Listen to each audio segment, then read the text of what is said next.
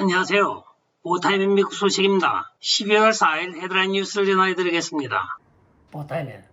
오늘의 첫 번째 소식입니다. 루이지애나주 테리 도리 판사가 의료계 종사자들을 위한 연방 코비드 백신 의무화 조항 금지를 오늘 판결하였습니다. 이 판결은 월요일인 11월 30일 저희가 보도해드렸던 미주리주 판사 매튜 스켈프가 10개 주의 의료 종사자들을 위한 연방 코비드 백신 강제 의무화 조항을 금지하였던 데 이어서 두 번째 금지 판결이 나온 것입니다. 이에 따라서 미주리주에 이어 루이지애나주 일대도 백신 강제를 철회하라고 오늘 판결이 된 것입니다. 여기에 영향을 받는 각 주들은 백신 강제 조항을 철회해야만 합니다. 조 바이든 행정부가 무슨 일인지 이렇게 자꾸 백신을 강제 조항을 한다고 하는데 오늘 역시 연이은 의료계 종사자들의 승리입니다. 다음 소식입니다. 조 바이든이 오늘 백악관에서 11월 달 실적 발표를 하고 있습니다. 그는 가스값이 많이 안정화가 되었다고 하면서 또한 취업률도 증가하였다고 아주 자랑스레 발표를 하고 있습니다. 물론 프롬프트를 보고 읽고 있죠. 그런데 그 내용은 사실과 정반대입니다. 미국의 비축류 5천만 배럴을 방출하였으나 대부분 인도와 중국으로 가고 미국 내에서는 거의 풀리지가 않았습니다. 그래서인지 미국의 지금 평균 단가가 3불 70 내지 4불이 되는 미국 내 휘발유 가격이 1불 3전도 아니고 13전도 아니고 1.3전 평균 하락하였다고 합니다. 한편 일자리 창출 자랑을 하였는데 그 수치도 가관입니다. 팬데믹이 끝나고 지금 매월 취업이 늘어나야 되는데 11월 달 실적이 21만 개의 일자리 창출로 그치고 있습니다. 원래는 노동청이 예상하기를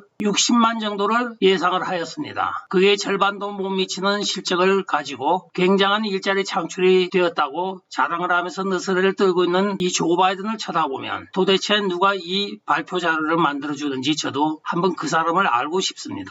조 바이든이 원래 수치에는 굉장히 밝았던 상원 시절과 부통령 시절을 보냈던 사람입니다. 왜 이렇게 망가졌는지 궁금하기만 합니다. 다음 소식입니다. 로스앤젤레스 카운티 형사법정에서 스매시 앤 그랩이라고 하여 저희들이 일전에 보도해드렸던 대강도 사건의 14명의 용의자가 보석금 없이 전부 석방이 되었습니다. 바로 ACLU가 만든 그 법안 때문입니다. 전부 다 900불 미만으로 훔친 것으로 판명이 되어 이들에 대하여 경범죄를 적용하여 전부 석방한 것입니다. LA 카운티 커미셔너는 오늘 성명을 발표하기를 즉시 주지사와 또한 카운티 행정관을 만나서 여기에 대한 대응책을 마련해야 한다고 이야기를 하고 있습니다. 범법자를 처벌하지 못함으로 인하여 범법 행위가 점점 기승을 부리고 있는 LA이기도 합니다. LA뿐만이 아니고 미국 전역이 되고 있습니다. 이상한 사회단체 하나가 지금 미국 전체를 망가뜨리고 있습니다. 물론 그들의 지원금의 대부분은 소로스와 마크 주커버그로부터 오고 있습니다. 다음 소식입니다. 9개 주 국무부에서 올해도 해킹 사건이 발생하고 있다고 보고가 되고 있습니다. 국무부에 따르면 국무부 각 지부 50개 중에 약 9개 주가 지금 사이버 해킹을 당하였다고 보고가 되었다고 합니다. 1년 전에 바로 러시아 해킹 사건이 있었죠. 비슷한 유형의 랜섬웨어가 지금 퍼지고 있다고 합니다. 배우가 러시아로 밝혀지긴 하였지만은 러시아에서는 끝까지 그에 대하여 부인을 하였습니다. 또 일부는 중국 해커들이 러시아에 가서 해킹 작업을 하였다고 전해지고 있는데 어떻게 되었든 간에 러시아와 중국의 합작인 것은 분명합니다. 해마다 연말이 되면 해킹을 당하여 많은 돈을 주고 이 랜섬웨어 비밀번호를 받곤 하였습니다. 올해도 어김없이 찾아오는 랜섬웨어 공격입니다.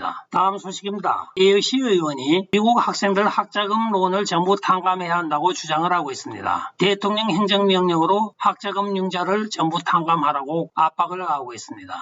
조 바이든은 그동안 이 모든 문제를 의회로 돌리면서 발뺌을 해왔으나 오늘 AOC가 아주 작심을 하고 발언을 하고 있습니다. AOC는 조 바이든이 항상 핑계를 댈 때 학자금 탕감을 하면 부자들이 이익을 본다고 하면서 안 한다고 핑계를 대고 있지만 억만장자들이 학자금 융자를 왜 합니까? 일반 서민들이 함으로써 서민 구제 차원에서 이것은 꼭 해야 합니다고 강변을 하고 있으면서 조 맨신 같은 상원 의원이 반대하지만 나는 이것을 꼭 관철시킬 것입니다고 발표를 하고 있습니다. 좋은 학교에 갈수록 학자금이 비쌉니다. 많게는 한 학년에 약 8만 불이 들어갑니다.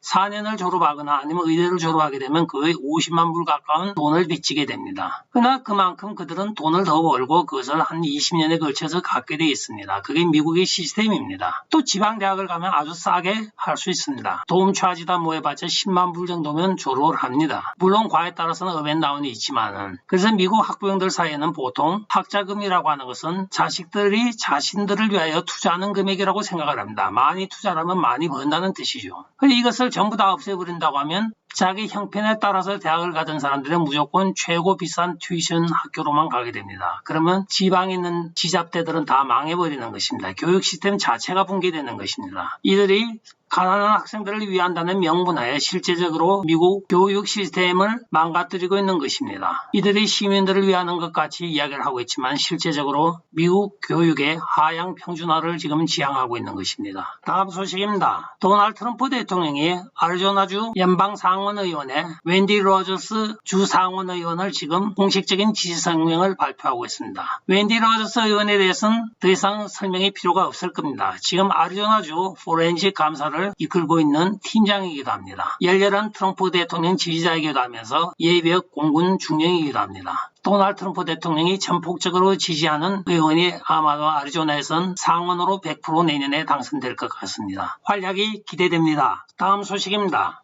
전직 예비역 해군이 6명의 하원 의원실에 전화를 걸어서 만약에 당신들이 똑바로 정치를 하지 않으면 노수행을 처하겠습니다 하고 메시지를 남겼다가 체포가 되었습니다. 그는 오늘 연방형사법원으로부터 33개월의 연방교도소 수감의 명령을 받았습니다. 다음 소식입니다. 카말라 해리스가 지금 무슨 일을 당하고 있는 것은 분명합니다. 최근에 카말라 해리스 비서진들 중에 4명이 갑작스럽게 사임을 표명하였습니다. 지난주에 비서실장이 사임한 이후에 오늘은 공보 담당 비서실장이 또 사임을 하였습니다. 이로써 두 주 사이에 4명의 카말라 해리스 최측근의 비서관들이 사임을 한 것입니다. 조 바이든과 카말라 해리스 사이에 지금 분명히 무언가가 일어나고 있는 것은 사실입니다. 비서관이 한두 명도 아니고 4명이 이렇게 한두 주 사이에 갑자기 다 관둔다고 하는 것은 이 배가 지금 침몰하고 있다는 증거이기도 합니다. 난파선에 같이 가라앉긴 싫다는 것이겠죠. 다음 소식입니다. 며칠 전에 미시간주에서 한 학생이 학교 총기 사건을 저질렀습니다. 사건은 고등학교 2학년생인 에이든 크럼버리가 학교에서 총을 가지고 동료 학생들을 사살한 것입니다. 그는 평소에 정신적인 질환을 앓고 있었으며 그의 학부모 중에 어머니인 제니퍼 린 크럼버리는 바로 사건이 일어나기 하루 전에 상담 선생을 만나서 아이의 정신 문제에 대하여 상담을 하였고 사건 나기 바로 1시간 전에는 학교를 방문하기도 하였습니다. 그리고 그 아이에게 제발 그 짓은 하지 마. 그건 해서는 안 될 짓이라고 텍스팅 메시지까지 전하였습니다. 즉 어머니는 얘가 총을 가지고 동료 학생들을 사살할 것을 알고 있었다는 소리입니다. 여기에 대하여 지금 연방검사가 미필적 고의에 의한 살인사건으로 두 부모를 지금 수배를 하고 있습니다. 이 두 부모는 각각 만불의 현상금이 걸려 있습니다. 이들은 자기들이 타고 있던 차를 버린 채 지금 도주 중으로 밝혀지고 있으며 이들을 보는 즉시 신고해달라고 FBI가 수배를 하고 있습니다. 다음 소식입니다. 도널드 트럼프 대통령 러닝메이트로 낙점을 받기 위하여 많은 정치인들이 지금 플로리다 마라라고로 몰려가고 있습니다. 오늘은 니키 헤일리 전 유엔 대사가 마라라고로 도널드 트럼프 대통령을 방문하였다고 전해지고 있습니다.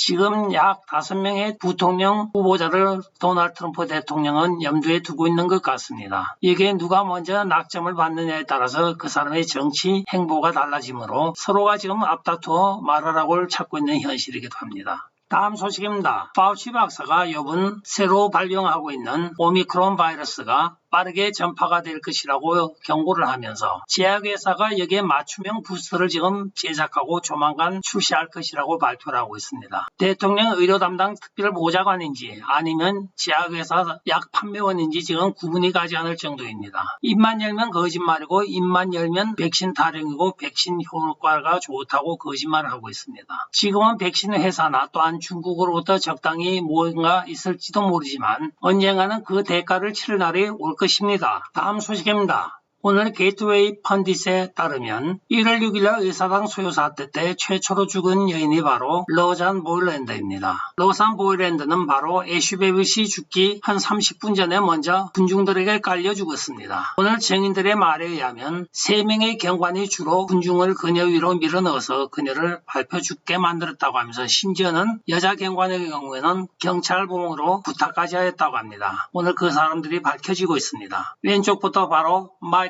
페노한, 중간이 릴라 모리스, 그리고 낸시와 같이 있는 사람이 바로 헤리든입니다. 외소한 여성을 이렇게 덩치 큰 3명의 경관이 밀어붙이면서 밟아버린 것입니다. 지금 DC 경찰은 16 사건에 대하여 모든 것을 위입을 받고 범죄 행위에 대하여 커버를 받고 있습니다. 그러나 경관이 정치적인 이유로 시민의 생명이 죽도록 몰아넣은 그 행위에 대하여는 언젠가는 대가를 치러야 될 날이 올 것입니다. 애쉬베이브스를 쏜 경관도 지금 어떤 기소가 된 적이 없습니다. 이들도 물론 기소가 된 적이 없습니다. 일단 미국에서 모든 살인사건, 즉 호머사이드가 발생을 하게 되면 일단 기소를 다 하게 돼 있습니다. 그 다음에 그것이 무죄냐 정당방위냐 기타 등등으로 사건이 덮어지거나 아니면 사건이 기각이 되는 것입니다. 그러나 이들 자체는 아예 지금 DOJ나 FBI가 기소 자체를 하지 않고 있습니다. 끝까지 시청해 주셔서 감사합니다.